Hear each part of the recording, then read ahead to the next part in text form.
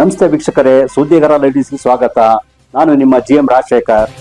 ಚಿಕ್ಕಮಗಳೂರು ಜಿಲ್ಲೆಯ ತರೀಕೆರೆಯ ಕಿತ್ತೂರು ರಾಣಿ ಚೆನ್ನಮ್ಮ ವಸತಿ ಶಾಲೆಯಲ್ಲಿ ಅಕ್ಷರಶಃ ಅಮಾನವೀಯ ಘಟನೆಯೊಂದು ತಡವಾಗಿ ಬೆಳಕಿಗೆ ಬಂದಿದೆ. ಶಾಲೆಯ ಮಕ್ಕಳಿಗೆ ಚಪಾತಿ ಮಾಡಿ ನೀಡಬೇಕಿದ್ದ ಸುಮಾರು 70 ಚೀಲಗಳಷ್ಟು ಗೋಧಿಯನ್ನ ಯಾರಿಗೂ ತಿಳಿಯದಂತೆ ಶಾಲಾ ಆವರಣದ 10 ಅಡಿ ಆಳದ ಗುಂಡಿಯಲ್ಲಿ ಹೂತು ಹಾಕಿರುವ ದೃಶ್ಯ ಕಂಡು ಬಂದಿದ್ದು ಸಾರ್ವಜನಿಕರ ಆಕ್ರೋಶ ಕಟ್ಟೆ ಒಡೆದಿದೆ.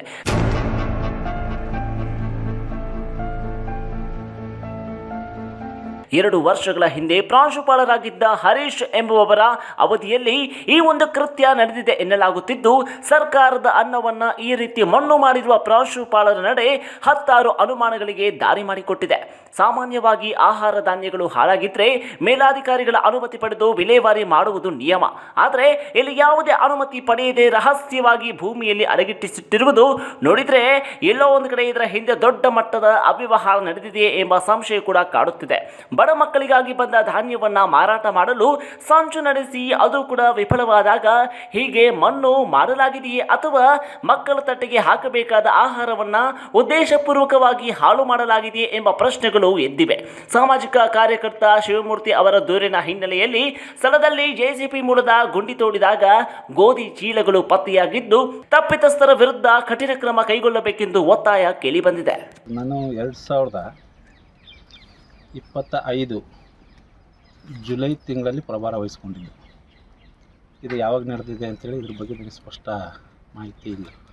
ಇವತ್ತು ನೀವು ಬಂದು ಮಾಹಿತಿ ಕೇಳಿದ ಮೇಲೆ ಇಲ್ಲ, 2 ವರ್ಷ ಹಿಂದೆ ನಾವೆಲ್ಲ ಬಂದಿದ್ವಿ ಸರ್. ತಾವು ಇದ್ರಿ, ಹರೀಶ್ ಸರ್ ಇದ್ರು ಅಲ್ವಾ?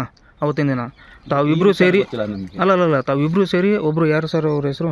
ಡಿ ಗ್ರೂಪ್ ತಿಪ್ಪೇಶ್ ಅವರು ಸಾರ್ವಜನಿಕವಾಗಿ ನಮಗೆ ಸ್ಥಳೀಯರು ಮಾಹಿತಿ ಬಂದಿದೆ ಅಂತ ಬಂದು ನಾವು ಕೇಳಿದಾಗ ಈ ಒಂದು ಜಾಗನ ತೋರಿಸಲಿಕ್ಕೆ ತಾವು ಹಾಗೂ ಆಗಿನ ಪ್ರಾಂಶುಪಾಲರಾದಂಥ ಹರೀಶ್ ಸರ್ ಅವರು ನಿಮ್ಮ ಡಿ ಗ್ರೂಪ್ ನೌಕರರಾದಂಥ ತಿಪ್ಪೇಶ್ ಅವರನ್ನು ಕಳಿಸಿದ್ದೀರಿ ಸರ್. ತಾವು ಹಾಗೂ ಮತ್ತು ಹರೀಶ್ ಸರ್ ಅವರು ಅದ್ರದ್ದು ತಿಪ್ಪೇಶ್ ಅವರು ಕಳಿಸಿದ್ದು ಮತ್ತು ಅವರು ಮಾತಾಡಿದ್ದು ವಿಡಿಯೋ ಸಹ ನಮ್ಮ ಹತ್ರ ಲಭ್ಯ ಇದೆ.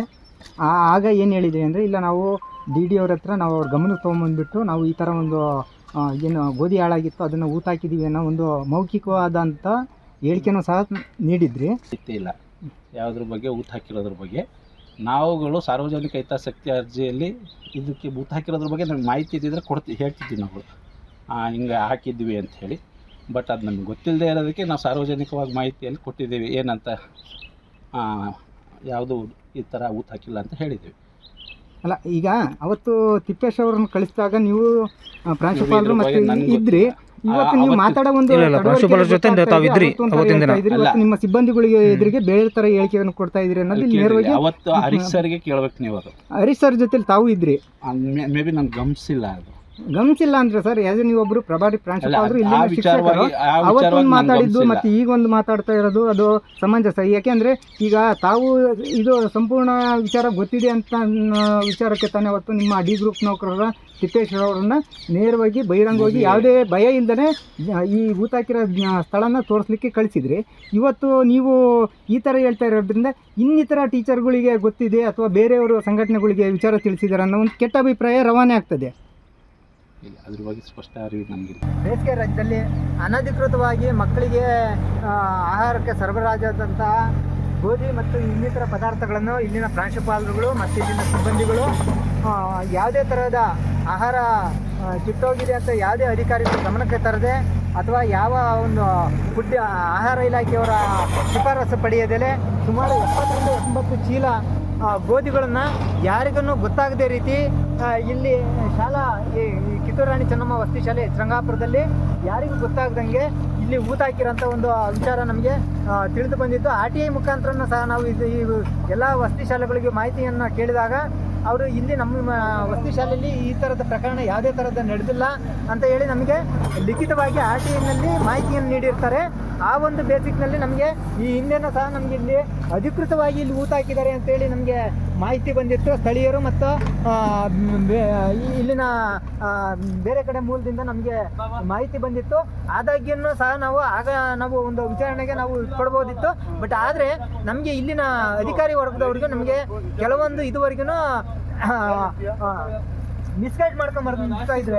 ಏನು ಅಂತಂದ್ರೆ, ಇಲ್ಲ ನಾವು ಅದನ್ನ ಅನುಮತಿ ತಗೊಂಡು ಮಾಡಿದ್ದೀವಿ, ಹಾಗೆ ಹಾಗೆ ಹೀಗೆ ಅಂದ್ಬಿಟ್ಟು ನಮ್ಮನ್ನ ತಪ್ಪು ದಾರಿಗೆ ಎಳಿತಾ ಇದ್ರು. ಮೊನ್ನೆ ನಾವು RTNL ಮುಖಾಂತರ ನಾವು ತಗೊಂಡಾಗ ಇಲ್ಲಿ ಯಾವುದೇ ತರಹದ ಪ್ರಕರಣಗಳನ್ನ ನಾವು ಇದು ಮಾಡಿಲ್ಲ. ನಾವು ಸರ್ಕಾರದಿಂದ ಬಂದಂತ ಆಹಾರ ಸಾಮಗ್ರಿಗಳನ್ನ ಮಕ್ಕಳಿಗೆ ಸಮರ್ಪಕವಾಗಿ ಅದನ್ನ ಮಕ್ಕಳಿಗೆ ವಿನಿಯೋಗಿಸಿದೀವಿ ಅಂದ್ಬಿಟ್ಟು ನಮಗೆ ಹಿಂಬರ ಕೊಟ್ಟಿರ್ತಾರೆ.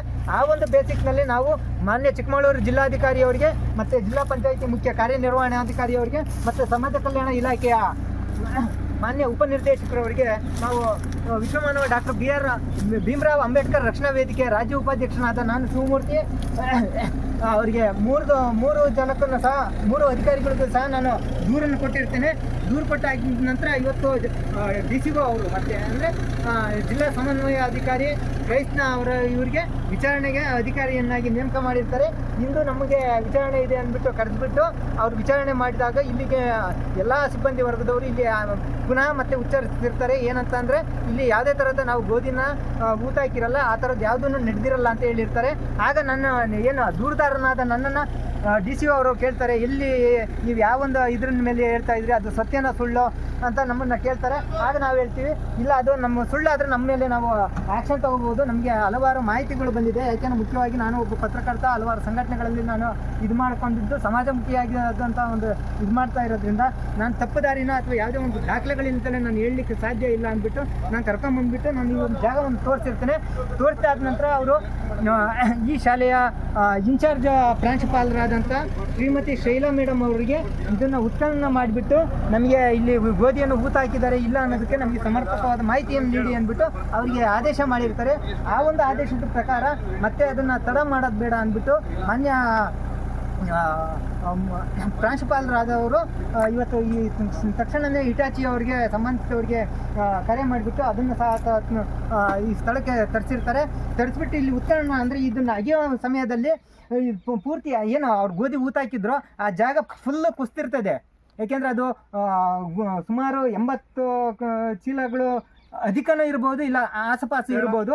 ನಮಗೆ ಬಂದಿರೋ ಮಾಹಿತಿ ಪ್ರಕಾರ 70ರಿಂದ 80 ಚೀಲ ಗೋಧಿನ ಮಕ್ಕಳಿಗೆ ತಿನ್ನೋಂಥ ಆಹಾರನ ಅನಾವಶ್ಯಕವಾಗಿ ಇದು ಮಾಡಿದ್ದಾರೆ. ಅವ್ರು ಹೇಳ್ಬೋದು ಇಲ್ಲ ತಿನ್ನಲಿಕ್ಕೆ ಯೋಗ್ಯ ಇಲ್ಲ ಅಂತ. ಇವರೇನು ಆಹಾರ ಇಲಾಖೆಯವರಲ್ಲ ಅಥವಾ ಮತ್ತೊಂದು ಮಗದೊಂದು ಇಲಾಖೆಯವರಲ್ಲ, ಇವ್ರು ಶಿಕ್ಷಣ ಇಲಾಖೆಯವರು. ಇವರಿಗೆ ಆ ಥರ ತಿನ್ನಲಿಕ್ಕೆ ಯೋಗ್ಯ ಇಲ್ಲ ಅಂದರೆ ಮೇಲಾಧಿಕಾರಿಯವರ ಗಮನಕ್ಕೆ ತರಬಹುದಿತ್ತು. ಮೇಲಾಧಿಕಾರಿಯವ್ರ ಗಮನಕ್ಕೆ ತಗೊಂಡು ಮತ್ತು ಆಹಾರ ಇಲಾಖೆಯವರ ಶಿಫಾರಸು ಪಡೆದ್ಬಿಟ್ಟು ಅವರು ಇದನ್ನು ಊತ ಹಾಕ್ಬೋದಾಯಿತು. ಇದು ಸಮಾಜ ಕಲ್ಯಾಣ ಇಲಾಖೆ ಪರಿಶಿಷ್ಟ ಜಾತಿ ಪರಿಶಿಷ್ಟ ವರ್ಗಗಳ ಅನುದಾನದಲ್ಲಿ ಮೀಸಲಾಗಿದ್ದಂಥ ಇದನ್ನು ದಲಿತರಿಗೆ ಮಾಡಿದಂಥ ಒಂದು ಅವಮಾನ ಅಂತ ನಾನು ಭಾವಿಸ್ತಾ ಇದ್ದೀನಿ. ಇಂಥ ಅವಮಾನ ಅನ್ನನ ಸುಮಾರು 100 ಮಕ್ಕಳು ತಿನ್ನೋಂಥ ಅನ್ನನ ಇವರು ಮಣ್ಪಾಲು ಮಾಡಿದ್ದಾರೆ ಅಂದರೆ ಅವ್ರಿಗೆ ಯಾವ ರೀತಿ ಸರ್ಕಾರ ಆಗಲಿ ಅಥವಾ ಮೇಲಾಧಿಕಾರಿಗಳು ಯಾವ ರೀತಿ ಕಠಿಣ ಶಿಕ್ಷೆ ಕೊಡ್ತಾರೋ ಗೊತ್ತಿಲ್ಲ. ಇದಕ್ಕೆ ತಕ್ಕನಾದ ಶಿಕ್ಷೆ ಕೊಡೋವರೆಗೂ ಇದಕ್ಕೆ ನಮ್ಮ ಪರಿಶಿಷ್ಟ ಜಾತಿ ಜನಾಂಗ ಅಂದರೆ SC/ST ಜನಾಂಗದ ಹಣನ ಮತ್ತು ಸರ್ಕಾರ ಹಣನ ದುರ್ಬಳಕೆ ಮಾಡ್ಕೊಂಡಿರೋದಕ್ಕೆ ಇದಕ್ಕೆ ನ್ಯಾಯ ಸಿಗೋವರೆಗೂ ನಮ್ಮ ಸಂಘಟನೆ ಮತ್ತು ಇತರ ಸಂಘಟನೆಗಳು ಸಹ ನಾವು ಇದನ್ನು ಸಂಪೂರ್ಣವಾಗಿ ನ್ಯಾಯ ಸಿಗೋವರೆಗೂ ಸಹ ನಾವು ಹೋರಾಟ ಮಾಡ್ತೀವಿ.